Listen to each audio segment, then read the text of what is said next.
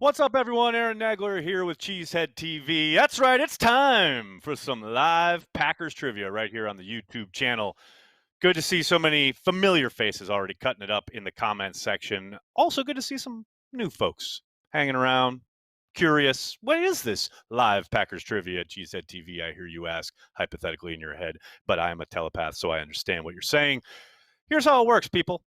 I'm going to ask you 10 questions. You're going to get 4 possible answers presented to you on the screen. Each one requires a hashtag.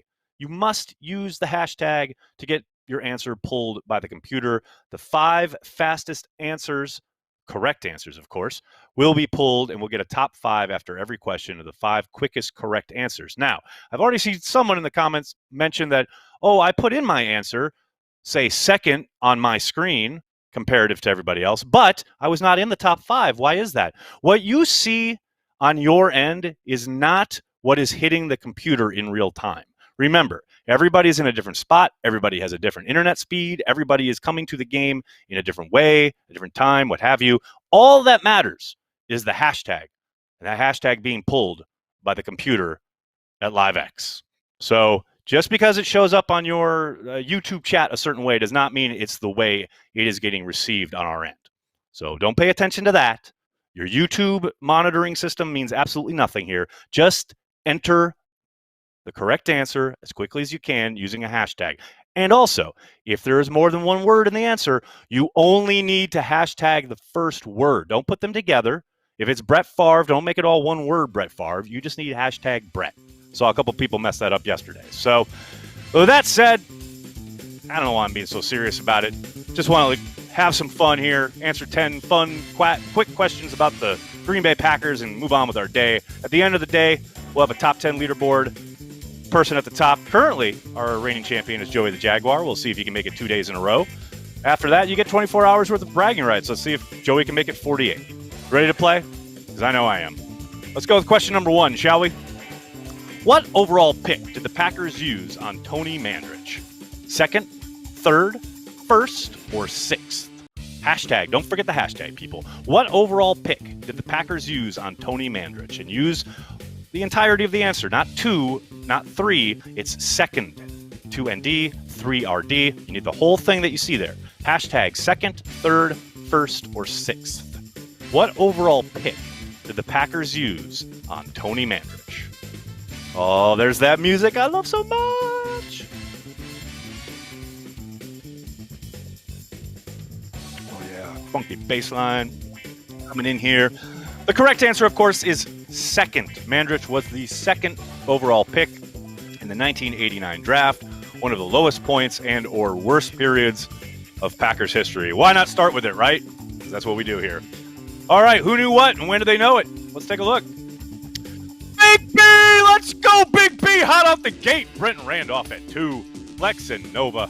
Legless, good to see you, buddy. We got at 5, though. We got Ken. All right, looking good. That's what I like to see. Let's move on to question number 2, shall we? Who was the Packers' first-round pick in 1996, the year they won their 3rd Super Bowl? Derek Mays, John Michaels, Mike Flanagan, or Ross Verba? Who was the Packers' first-round pick in 1996? Your hashtags are Derek, John, Mike, or Ross. Who was the Packers' first-round pick in 1996, the year they won their 3rd Super Bowl?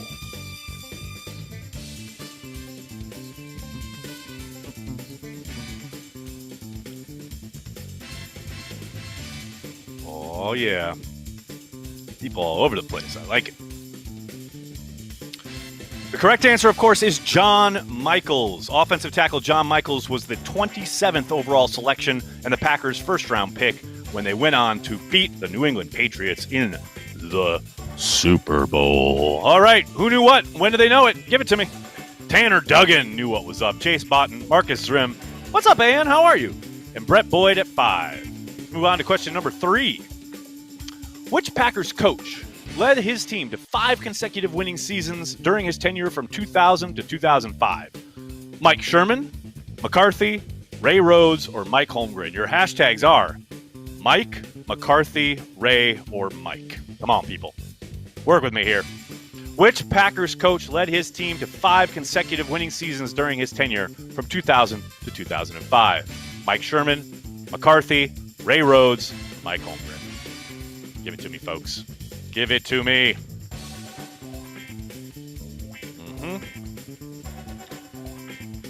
Let's see who's paying attention.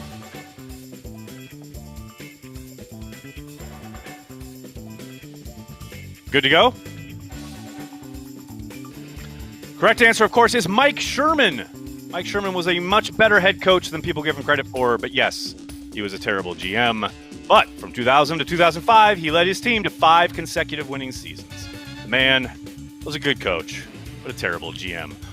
All right, who knew what? When did they know it? Jordan Caldwell, Joey the Jaguar, Context Game. Context Game, you haven't seen you in forever, man. Tony Coons, and Big B in the house. What is going on? All right. Move on to question number 4. Brett Favre won the league MVP award 3 straight times, but shared the award his 3rd time around. Who did he share it with?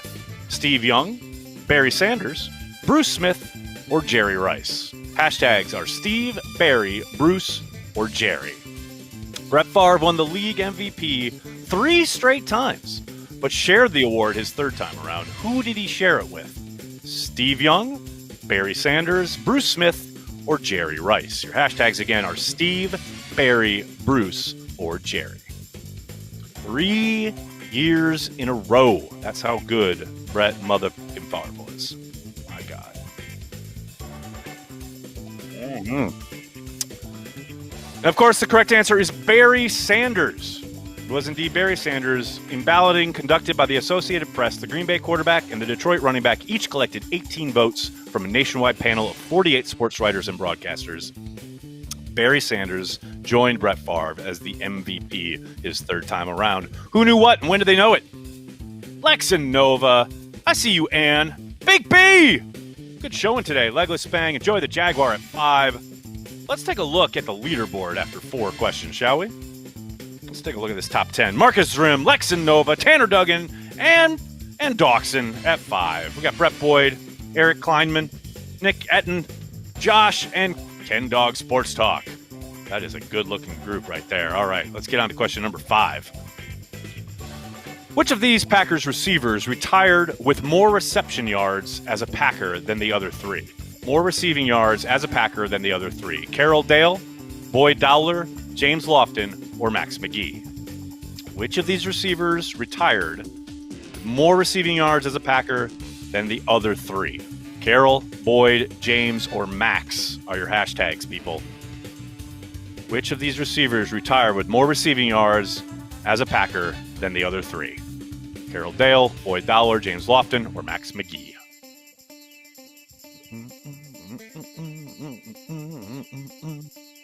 The answer, of course, is James Lofton. Lofton played in Green Bay from 1978 to 1986, racking up 530 receptions for 9,656 yards and 49 touchdowns over 136 games. His career yards per catch average stands at a whopping 18.3 yards. The man was amazing. Who knew what? When did they know it? Tanner Duggan, Randy Lewis, Jordan, I see you at 3, Chase at 4, Lex and Nova at 5. Let's go on to question number 6, shall we? What were the Packers' original colors? Green and brown, blue and brown, navy and gold, or green and gold as it is today? What were the Packers' original colors? Green and brown, blue and brown, navy and gold, or green and gold? What were the Packers' original colors? Oh, people, you know. Well, some of you know.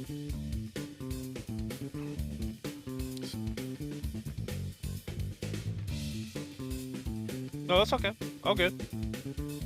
We'll be all right. We'll be okay. Got a producer talking in my ear. We'll be all right. Everything will be okay. They can get a refund if they need it. You can vibe out to the music. That's all you need to do.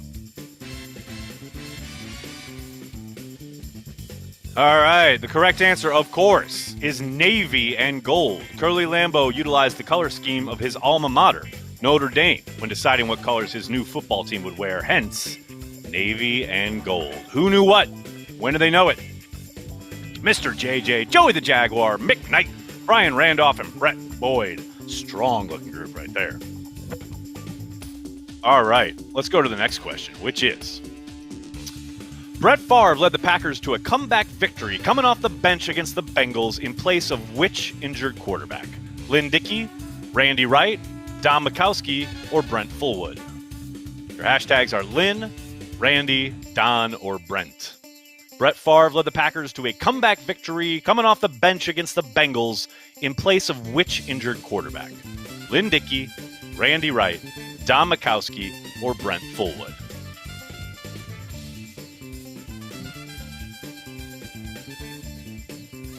Daz Clark, got to give you a shout out for the Chelsea avatar. Well done, sir.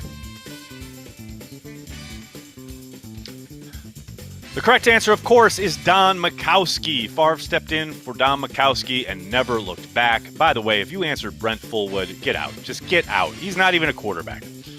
I just like throwing that in there to see if people are on their toes. I love it. And was there. Amazing. Amazing. All right, who knew what and when did they know it? Question number 7, Big B knew what was up, Slider, Lexanova. Ashley, I see you at 4. William coming in at 5. 3 questions left. Let's take a look at our top 10 leaderboard as it stands right now. Josh rocketing up to number 1. Ken Dog at 2. Brian Randolph at 3. Our own Tyler Herrick at 4. Lexanova at 5. Big B at 6. Marcus, I see you at 7. Dawson sliding down to 8. Joey the Jaguar at 9. Eric Kleinman at 10. 3 questions to go. Let's get it done. Here we go. Home stretch. Which Packers player gained infamy for writing a hit list on his hand towel? Robert Brown, Charles Martin, Alfonso Carricker, or Tim Harris? Which Packers player gained infamy for writing a hit list on his hand towel? Robert Brown, Charles Martin, Alfonso Carricker, or Tim Harris? Your hashtags, of course, are Robert, Charles, Alfonso, or Tim. There are those who call me Tim. Which Packers player gained infamy for writing a hit list on his hand towel? Robert Brown, Charles Martin, Alfonso Carricker, or Tim Harris? Who was it, folks? Let's see. Let me check out this chat. Oh, yeah, people know. People know what's up. People know their Packers trivia, their Packers history. The correct answer, of course, is Charles Martin. During pregame warmups prior to a showdown with the Bears in '86, Martin displayed a white hand towel with a list of 5 Bears offensive players' numbers. Martin wore the towel during the game. He allegedly claimed that it was a hit list. On a 3rd down play, Jim McMahon threw an interception at least 2 seconds after the play was over. Martin grabbed him from behind and body slammed him shoulder first into the ground. Martin was promptly ejected. That was an insane day, ladies and gentlemen. I remember watching it. All right, who knew what? When did they know it? Mr. JJ, Jonathan Zink, Marcus Grimm, Ken Hansen, and Chuck Olson. May you remember Charles Martin. Second to last question, let's go. What was the home stadium for the Packers in their first year joining the American Professional Football Association, which later became the NFL? Was it City Stadium? Was it Lambeau Field? Was it Bellevue Park or Hagemeister Park? What was the home stadium for the Packers in their first year joining the APFA, which later became the NFL? City, Lambeau, Bellevue, or Hagemeister are your hashtags. What was the home stadium for the Packers in their first year joining the APFA? Was it City Stadium, Lambeau Field, Bellevue Park, or Hagemeister Park? Packers home stadium. The correct answer, of course, is Hagemeister Park. It was the home for the Packers from their founding in 1919 and their first 2 seasons playing for the APFA and National Football League in 21 and 22. There were no ushers, band, or public address system. There were also no gates since there was not a fence. Spectators would jump off the streetcar and walk over to the sideline to watch. Can you imagine if you could do that now? That'd be amazing. All right, who knew what and when did they know it? Stu knew what was up. Slider 6294. Benjamin at 3. Big Daddy Cool Breeze. Got to get one of those in there every day at 4. And Ken Hansen at 5. All right, let's take a look at the top 10 leaderboard before we get to the final question. Where do we sit right now? Josh still at number 1 with Ken Dog and Tyler hot on his tail. Marcus at 4. Mr. JJ at 5. Joey the Jaguar coming up to number 7. Big B, conspicuous by his absence. Maybe he can crack the top 10 here with this final question. Let's go. Final question of the day. Which former president of the United States was once offered a contract to play for the Packers? JFK, Gerald Ford, Ronald Reagan, or Harry S. Truman? Your hashtags, of course, are JFK, Gerald, Ronald, or Harry. Which former president of the United States was once offered a contract to play for the Packers? JFK, Gerald Ford, Ronald Reagan, or Harry S. Truman?